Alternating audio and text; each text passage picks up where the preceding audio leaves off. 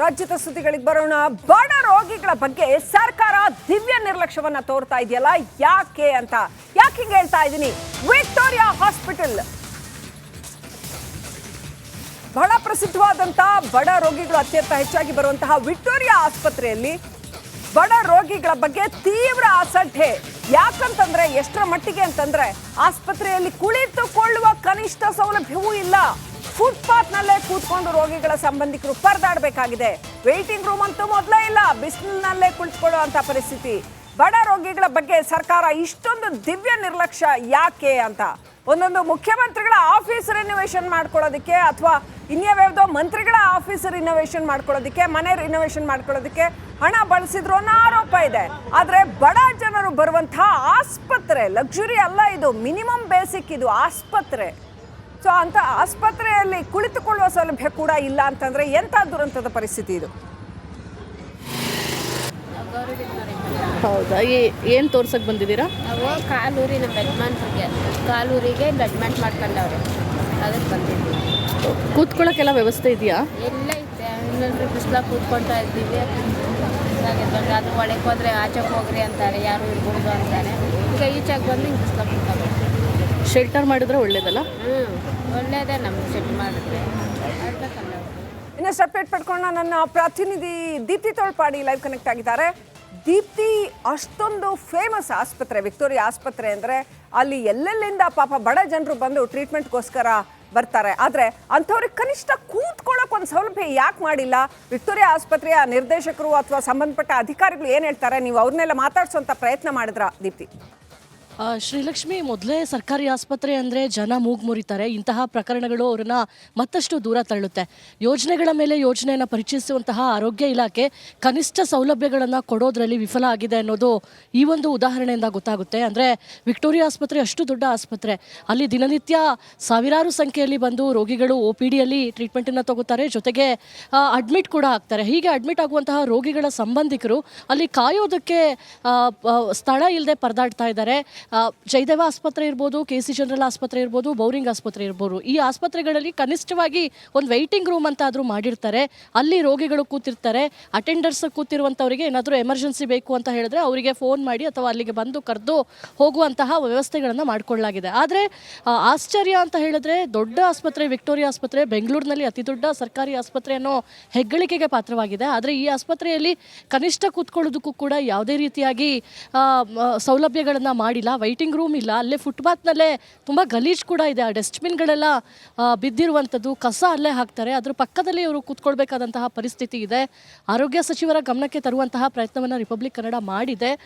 ಅವತ್ತು ನಮಗೆ MS ಸಿಕ್ಕಿಲ್ಲ, ಮಾತಾಡ್ತೀನಿ ಬೇರೆ ದಿನ ಅಂತ ಹೇಳಿದ್ದಾರೆ. ಬಟ್ ಖಂಡಿತವಾಗ್ಲೂ ಇದರ ಒಂದು ಫಾಲೋಅಪನ್ನು ಮಾಡಿ ಅವರಿಗೊಂದು ವೆಯ್ಟಿಂಗ್ ರೂಮನ್ನು ಕೊಡುವಂಥದ್ದಕ್ಕೆ ಯಾಕೆ ಸರ್ಕಾರ ಜೊತೆಗೆ ಆರೋಗ್ಯ ಇಲಾಖೆ ವಿಫಲ ಆಗಿದೆ ಅನ್ನೋದ್ರ ಬಗ್ಗೆ ನಾವು ಕೂಡ ಪ್ರಶ್ನೆ ಮಾಡ್ತೀವಿ. Sreelakshmi, right, thank you Deepti ಡೀಟೇಲ್ಸ್ಗಾಗಿ.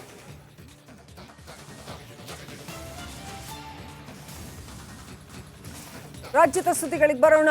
ಬಡ ರೋಗಿಗಳ ಬಗ್ಗೆ ಸರ್ಕಾರ ದಿವ್ಯ ನಿರ್ಲಕ್ಷ್ಯವನ್ನ ತೋರ್ತಾ ಇದೆಯಲ್ಲ, ಯಾಕೆ ಅಂತ ಹಿಂಗೆ ಹೇಳ್ತಾ ಇದ್ದೀನಿ. ವಿಕ್ಟೋರಿಯಾ ಹಾಸ್ಪಿಟಲ್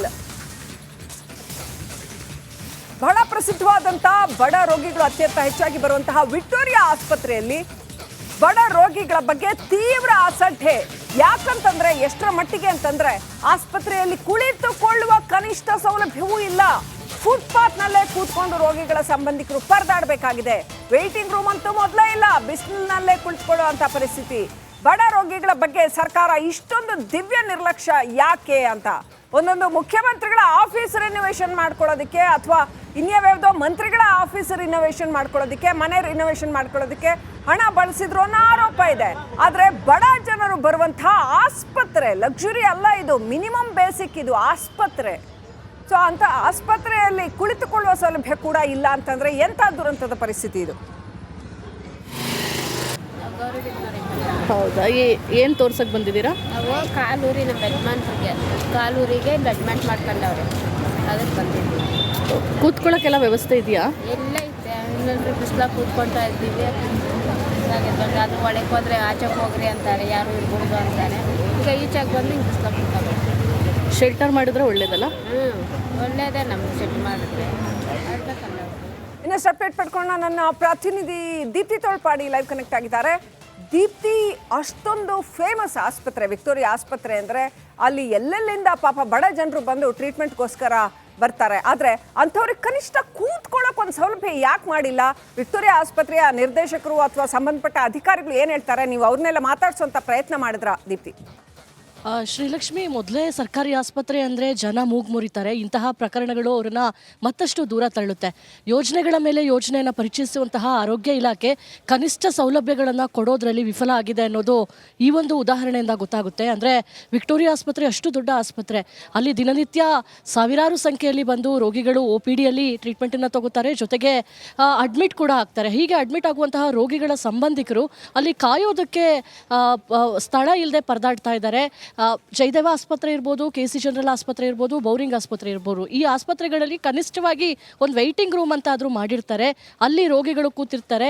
ಅಟೆಂಡರ್ಸ್ ಕೂತಿರುವಂಥವರಿಗೆ ಏನಾದರೂ ಎಮರ್ಜೆನ್ಸಿ ಬೇಕು ಅಂತ ಹೇಳಿದ್ರೆ ಅವರಿಗೆ ಫೋನ್ ಮಾಡಿ ಅಥವಾ ಅಲ್ಲಿಗೆ ಬಂದು ಕರೆದು ಹೋಗುವಂತಹ ವ್ಯವಸ್ಥೆಗಳನ್ನು ಮಾಡಿಕೊಳ್ಳಲಾಗಿದೆ. ಆದರೆ ಆಶ್ಚರ್ಯ ಅಂತ ಹೇಳಿದ್ರೆ, ದೊಡ್ಡ ಆಸ್ಪತ್ರೆ ವಿಕ್ಟೋರಿಯಾ ಆಸ್ಪತ್ರೆ ಬೆಂಗಳೂರಿನಲ್ಲಿ ಅತಿ ದೊಡ್ಡ ಸರ್ಕಾರಿ ಆಸ್ಪತ್ರೆ ಅನ್ನೋ ಹೆಗ್ಗಳಿಕೆಗೆ ಪಾತ್ರವಾಗಿದೆ. ಆದರೆ ಈ ಆಸ್ಪತ್ರೆಯಲ್ಲಿ ಕನಿಷ್ಠ ಕೂತ್ಕೊಳ್ಳೋದಕ್ಕೂ ಕೂಡ ಯಾವುದೇ ರೀತಿಯಾಗಿ ಸೌಲಭ್ಯಗಳನ್ನು ಮಾಡಿಲ್ಲ. ವೈಟಿಂಗ್ ರೂಮ್ ಇಲ್ಲ. ಅಲ್ಲೇ ಫುಟ್ಪಾತ್ನಲ್ಲೇ ತುಂಬ ಗಲೀಜು ಕೂಡ ಇದೆ. ಆ ಡಸ್ಟ್ಬಿನ್ಗಳೆಲ್ಲ ಬಿದ್ದಿರುವಂಥದ್ದು, ಕಸ ಅಲ್ಲೇ ಹಾಕ್ತಾರೆ. ಅದ್ರ ಪಕ್ಕದಲ್ಲಿ ಇವರು ಕೂತ್ಕೊಳ್ಬೇಕಾದಂತಹ ಪರಿಸ್ಥಿತಿ ಇದೆ.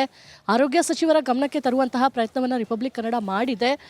ಅವತ್ತು ನಮಗೆ MS ಸಿಕ್ಕಿಲ್ಲ, ಮಾತಾಡ್ತೀನಿ ಬೇರೆ ದಿನ ಅಂತ ಹೇಳಿದ್ದಾರೆ. ಬಟ್ ಖಂಡಿತವಾಗ್ಲೂ ಇದರ ಒಂದು ಫಾಲೋಅಪನ್ನು ಮಾಡಿ ಅವರಿಗೊಂದು ವೆಯ್ಟಿಂಗ್ ರೂಮನ್ನು ಕೊಡುವಂಥದ್ದಕ್ಕೆ ಯಾಕೆ ಸರ್ಕಾರ ಜೊತೆಗೆ ಆರೋಗ್ಯ ಇಲಾಖೆ ವಿಫಲ ಆಗಿದೆ ಅನ್ನೋದ್ರ ಬಗ್ಗೆ ನಾವು ಕೂಡ ಪ್ರಶ್ನೆ ಮಾಡ್ತೀವಿ. Sreelakshmi, right, thank you Deepti ಡೀಟೇಲ್ಸ್ಗಾಗಿ.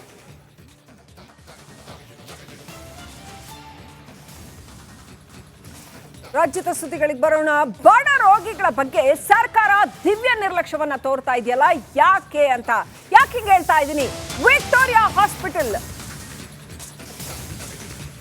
ಬಹಳ ಪ್ರಸಿದ್ಧವಾದಂಥ ಬಡ ರೋಗಿಗಳು ಅತ್ಯಂತ ಹೆಚ್ಚಾಗಿ ಬರುವಂತಹ ವಿಕ್ಟೋರಿಯಾ ಆಸ್ಪತ್ರೆಯಲ್ಲಿ ಬಡ ರೋಗಿಗಳ ಬಗ್ಗೆ ತೀವ್ರ ಅಸಡ್ಡೆ.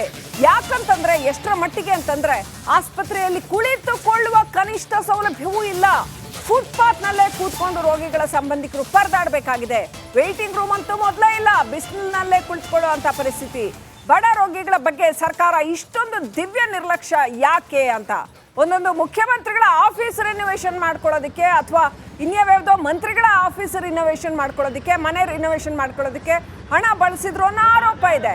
ಆದರೆ ಬಡ ಜನರು ಬರುವಂತಹ ಆಸ್ಪತ್ರೆ ಲಕ್ಸುರಿ ಅಲ್ಲ, ಇದು ಮಿನಿಮಮ್ ಬೇಸಿಕ್, ಇದು ಆಸ್ಪತ್ರೆ. ಸೊ ಅಂತ ಆಸ್ಪತ್ರೆಯಲ್ಲಿ ಕುಳಿತುಕೊಳ್ಳುವ ಸೌಲಭ್ಯ ಕೂಡ ಇಲ್ಲ ಅಂತಂದ್ರೆ ಎಂಥ ದುರಂತದ ಪರಿಸ್ಥಿತಿ ಇದು. ಹೌದಾ? ಏನು ತೋರ್ಸಕ್ಕೆ ಬಂದಿದ್ದೀರಾ? ನಾವು ಕಾಲೂರಿ ನಮ್ಮ ಯಜಮಾನ್ರಿಗೆ ಕಾಲೂರಿಗೆ ಅಡ್ಮಿಟ್ ಮಾಡ್ಕೊಂಡವ್ರೆ, ಅದಕ್ಕೆ ಬಂದಿದ್ದೀವಿ. ಕೂತ್ಕೊಳ್ಳೋಕ್ಕೆಲ್ಲ ವ್ಯವಸ್ಥೆ ಇದೆಯಾ? ಎಲ್ಲ ಐತೆ, ಇನ್ನೊಂದು ಬಿಸಿಲಾಗ ಕೂತ್ಕೊಳ್ತಾ ಇದ್ದೀವಿ. ಹಾಗಿದ್ದಾಗ ಅದು ಒಳಗೆ ಹೋದರೆ ಆಚೆಗೆ ಹೋಗ್ರಿ ಅಂತಾರೆ, ಯಾರು ಇರ್ಬೋದು ಅಂತಾರೆ. ಈಗ ಈಚೆಗೆ ಬಂದು ಹಿಂಗೆ ಬಿಸಿಲಾಗ ಕೂತ್ಕೋಬೇಕು. ಶೆಲ್ಟರ್ ಮಾಡಿದ್ರೆ ಒಳ್ಳೇದಲ್ಲ? ಒಳ್ಳೇದೇ ನಮ್ಗೆ ಸೆಟ್ ಮಾಡಿದ್ರೆ. ಇನ್ನಷ್ಟು ಅಪ್ಡೇಟ್ ಪಡ್ಕೊಂಡು ನನ್ನ ಪ್ರತಿನಿಧಿ ದೀಪ್ತಿ ತೋಳ್ಪಾಡಿ ಲೈವ್ ಕನೆಕ್ಟ್ ಆಗಿದ್ದಾರೆ. ದೀಪ್ತಿ, ಅಷ್ಟೊಂದು ಫೇಮಸ್ ಆಸ್ಪತ್ರೆ